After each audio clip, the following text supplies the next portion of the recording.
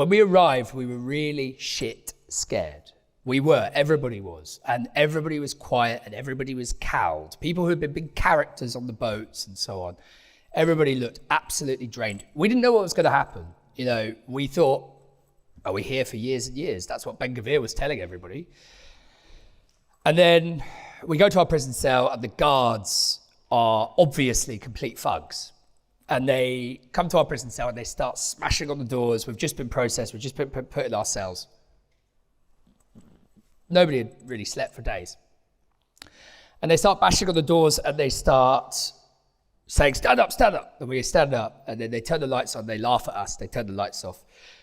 We go back to sleep, repeat, rinse, repeat, rinse, repeat. Clearly, they were reading from a handbook. That was your sense of how they were? Yeah. And it's consistent with stuff that my brothers told my family about the way they behave. But as I say, a much weaker edition, if you like. So that was going on. And at first, for the first few hours, we were very, very scared. I mean, we were just kind of being very pliant and you know, doing whatever they wanted us to do.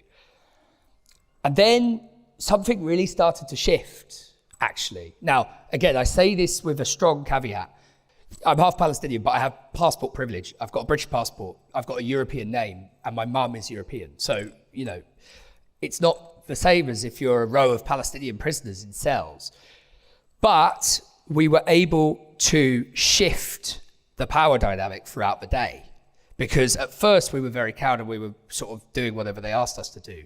By the end of the day, we were really swearing in their faces, telling them that they're fuckers, and you know, it was kind of beautiful to behold.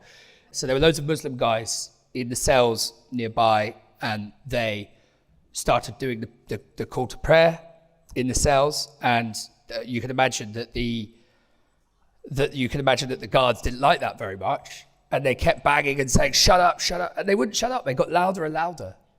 And we sang, I don't know, it's kind of embarrassing to admit this. We sang You'll Never Walk Alone. And it was very rousing.